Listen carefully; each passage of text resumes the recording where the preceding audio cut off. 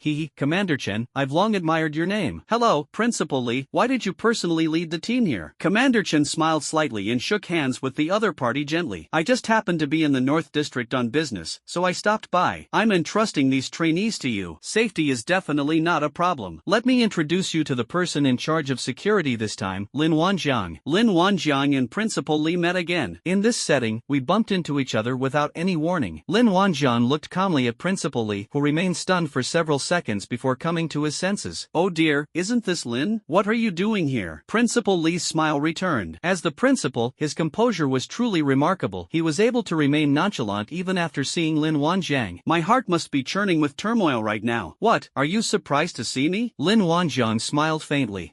Yes, I never expected to see you again in this kind of setting after we parted ways in the office that day," Principal Li said with a sigh of regret. "You two still know each other?" Commander Chen exclaimed in surprise. Judging from their demeanor, the two not only know each other, but are quite familiar with each other. I was originally a student at the Five Elements Academy, but I was inexplicably expelled." Lin Wanjiang shrugged. "There's nothing to hide about this. Instead of playing games, let Commander Chen have some fun. The old man's life is boring and dull, but he still really enjoys eating melons." Sure enough, Commander Chen perked up immediately when he heard Lin Wanjiang say that.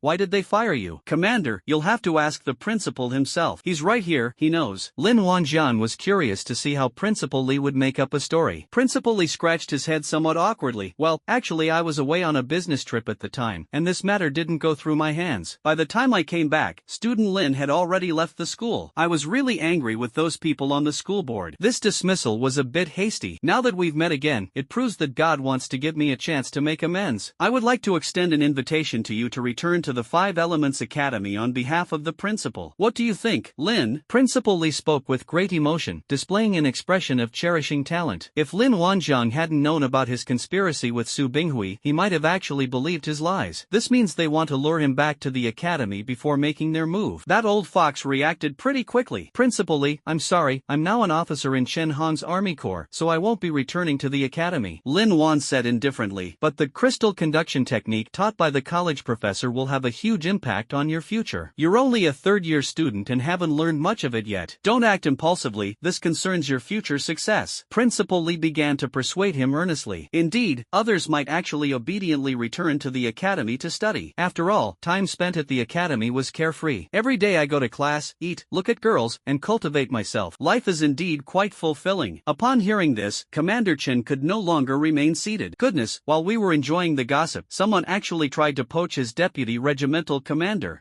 My Chen family also has cultivation methods. As long as Lin Tuan is willing to learn, my Chen family will not be stingy. Commander Lin, you are now the deputy commander of my 7th Regiment. The fact that you can sit in this position at such a young age says it all. He's destined to be a prominent figure in the Chen family, so why waste his time going back to the academy?" Commander Chen's smile vanished. Lin Wanjiang is now a celebrity in Chen Hong's Army Corps, a beast tamer. This fat man actually dared to try and win over Lin Wanjiang right in front of him. "You see, let's not talk about academia anymore, let's just talk about work." Lin Wanjiang spoke with a half-smile. Principal Li sighed, looking quite regretful. "Since Lin doesn't want to go back to the academy, then forget it. I just remembered I have something to do, so I'll be leaving now. You guys coordinate things here with the teacher in charge." After saying that, Principal Li left immediately, cleanly, and efficiently. Lin Wanjiang sneered inwardly. "Fatty Li, you think you can get away?" The princes and princesses of the Five Elements Academy were lazy and relaxed, as if they were on vacation. "It will probably take quite a while for the whole team to get ready." Lin Wanjiang called Xiao Bo over. "You go and coordinate with them, I'll go keep watch." Then Lin Wanjiang also left, but he went in the opposite direction from Principal Li. Lin Wanjiang walked towards the restroom. Just take a dump. Why are you looking around for directions? Who are you trying to impress with your artsy attitude? Xiaobo scoffed. In fact, Fatty knew about Principal Li's conspiracy with Su Binghui. He also guessed what Lin Wanjian wanted to do, and what seemed like a casual remark was actually a cover for him. Now that Principal Li has come here alone, Lin Wanjian has no reason to let him off the hook. This can be considered a tacit understanding that comes from spending a lot of time together. As Xiaobo expected, Lin Wanjian disappeared into the restroom using an invisible teleportation technique. Principal Li got into the car, and the vehicle started and drove away. On the bus, Principal Li dialed a number. "Hey, master, it's me. I've found Lin Wanjian." "Lin Wanjian, where is he?"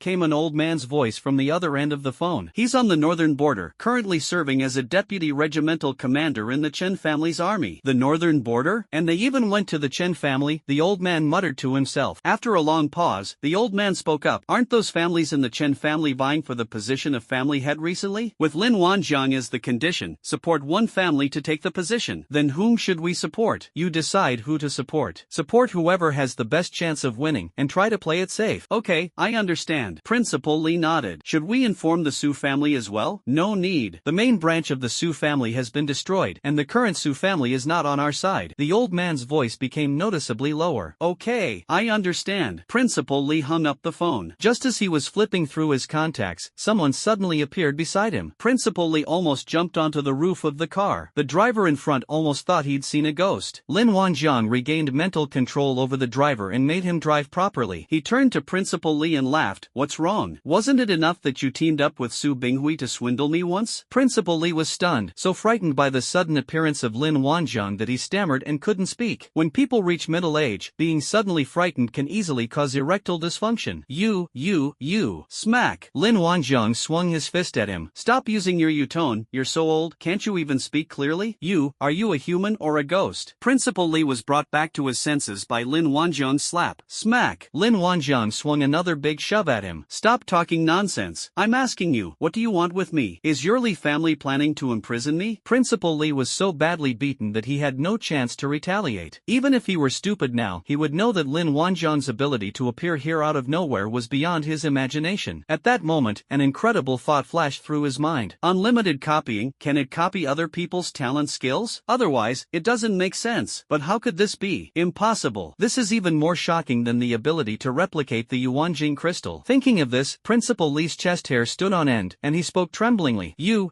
Can you copy other people's talents and skills?" When he said those words, he felt like he was dreaming. No, this must be a dream. Principal Li slapped his own fat face. The harsh reality told him that he was perfectly clear-headed at that moment. "Congratulations on getting it right." Lin Wanjiang smiled slightly. To Principal Li, that smile was like the smile of an angel. He was going to die. My God, what does it mean to be able to copy someone else's talent skills? This means that the Li family seems to have bitten off more than they can chew. Oh no, he has to call the head of the family. At this moment, Principal Li was surprisingly calm. He did not beg for mercy, and his only thought was to spread the news. This is incredibly big news. This news will absolutely shock the world. However, the message was destined never to get out. He suddenly lunged to open the car door and jump out, but his body had lost the ability to move. It's over. It's completely over. At this moment, he was utterly despondent. He died with regrets because he couldn't get this important message out. The vehicle disappeared into thin air after it left the border and was out of sight. Principal Li was suddenly in an unfamiliar environment, and his heart was filled with turbulent emotions. Suddenly it got dark. Is this heaven? Heaven is not what I imagined. But why is Lin Wanjiang here too? It seems he didn't die, but went somewhere else. Lin Wanjiang's methods were beyond his comprehension. What kind of divine methods were these? He's been a principal for so long and has seen a lot, but this was something he'd never heard of before. The Huaxia Alliance is about to undergo a major change. Lin Wanjiang confiscated the belongings from Principal Li and his driver, and shouted, "Dinner's ready." "Ha, you even know how to serve a last meal before execution?" Principal Li gave a desperate, bitter laugh. "Well, I should be content that I can at least have a meal before I die. It's rare that Lin Wanjiang still has some humanity." Then, Principal Li was given a meal while surrounded by a group of war beasts. "Where's the promised last meal before execution? You have no sportsmanship." Principal Li, deceased. He died with his eyes wide open in disbelief. No, their eyeballs are gone. The driver also died, but he was still under mental control and was much more peaceful. Strategist, continue training. If you train the war beasts well, I'll reward you with a Yuan crystal phone. You can watch whatever you want then. I can even find videos of bitches for you. He left a message and then drifted away. The dog was instantly motivated motivated when it heard there would be a reward. The cunning strategist is back online, his eyes gleaming with wisdom. Lin Wanjian returned to the border in just over 10 minutes. Principal Li's sudden disappearance will definitely cause a stir, and the Li family may even investigate. But what does that have to do with him? Let them investigate. He just went to the restroom. As for the Li family, what difference does it make if they know he's in the Northern Territory? You knew it then. He had no intention of hiding his whereabouts. He has completely adapted to his own rhythm. Now that its wings are fully grown, there is no need to hide its head and tail. Now, with its wings spread wide, it blots out the sky. Anyone who disagrees, send him to eat. At this moment, the students of the Five Elements Academy had already lined up, but they were all whispering and discussing among themselves. Xiaobo was in the process of handing over his work to the teacher in charge. Lin Wanjian looked at each person present one by one, searching for any skills that had not yet been copied. His gaze swept over the female student, and he slowed down a few paces. Search more carefully. This energetic young man really needs to interact with humans more. As the saying goes, perseverance pays off, and he actually found 2 skills that had never been copied before. This trip was definitely worthwhile. Spiritual exchange, good fortune shines upon you. These 2 skills were exactly what he found after carefully searching among the female students. Spiritual communication is easier to understand. It likely refers to the ability to communicate with others on a spiritual level without speaking. But can this mental communication be done with battle beasts? Lin Wanjian really wanted to know this. If we could communicate with our war beasts through our minds, that would be perfect. It will be much easier for him to communicate with his beast minions in the future. You won't need a single glance to understand each other. He was the leader of these tens of thousands of war beasts. Naturally, one should always care about their subordinates. Lin Wanjian was also quite curious about what this good fortune shining upon you was all about. Does it mean it will increase your luck, like winning the lottery? Lin Wanjian quickly walked towards the students. It's all white and pretty. No, it's that its skills are quite impressive. Lin Wanjian walked straight over and shook hands with the 2 girls in a friendly manner, leaving them bewildered. Spiritual exchange, skill copying successful. The skill, good fortune shines brightly, has been successfully copied. Just as Lin Wanjian had predicted, the skill of mental communication allows one to communicate with others through the mind. Mutant beasts are also an option. He should give it a try if he gets the chance. Being blessed with good fortune is awesome. You'll be blessed with luck and immune to all curses and other negative effects. That means that in the future, no matter what others do to him, it won't work. A true walking embodiment of destiny. This means that the contract he signed when he enlisted is no longer valid. Instead, what if in the future, when you get into a fight with someone, that person either sprains their ankle or gets diarrhea? After all, luck was on his side. It's not impossible. This is a talent skill that I picked up out of nowhere. It seems he's done too many good deeds, and heaven has taken pity on him. See, taking the initiative to protect other people's personal safety brings rewards. Some trainees recognized Lin Wanjian and excitedly greeted him. Many of them also had financial dealings with Lin Wanjian. They greeted each other warmly. The girl who had awakened the blessing of good fortune blushed deeply. Lady Luck has finally smiled upon her. She actually got to shake hands with Lin Kaishan. Does this mean Lin Kaishan has feelings for her? My goodness, Lin Kaishan is so handsome. Slightly less handsome than you readers. She was smitten for a moment. She took the initiative to step forward and greeted Lin Wanjian with a smile. Hello, my name is Wen Nan. Can I add you as a friend? As she spoke, she handed over her phone. She's fairly good looking, so she's quite confident. Lin Wanjian was greeting old acquaintances like Lu Li and Lu Shan when the girl took the initiative to introduce herself and even asked to add him as a friend. Turning my head, I saw that it was still the one with good fortune shining upon him, and I was slightly taken aback. Lu Li gave him a knowing look that every man understands. Hello? Lin Wanjian smiled and nodded. He can't be so pragmatic as to copy someone else's skills and then ignore them completely. In the end, Lin Wanjian added the other person as a friend. This scene showed a group of people, both men and women, surrounding Lin Wanjian and wanting to add him as a friend. The bounty is now common knowledge throughout the entire academy. He's a living god of wealth, and he's incredibly generous with his money. Now that their relationship has the potential to go further, only a fool would miss it. Even several teachers gathered around. Line up, one at a time, and don't pull on your clothes. Lin Wanjian lamented that being handsome and popular can also be a problem. Of course, there were still some people who stood still and didn't come over. It's not that they don't want to add Lin Kaishan as a friend, but that most of them have already done so. They had already had financial dealings with Lin Wanjian long before. One of the teachers whispered to the other, "What's wrong? Aren't you going over there? This is a great opportunity. Don't put on airs." "I already added it," the teacher said with a knowing smile. "You added it a long time ago. When did it happen?" The teacher was very surprised. "It was just last month, but unfortunately it was added a little late." The teacher sighed. "Hey, why aren't you going either?" the teacher exclaimed. The teacher scratched his head awkwardly. I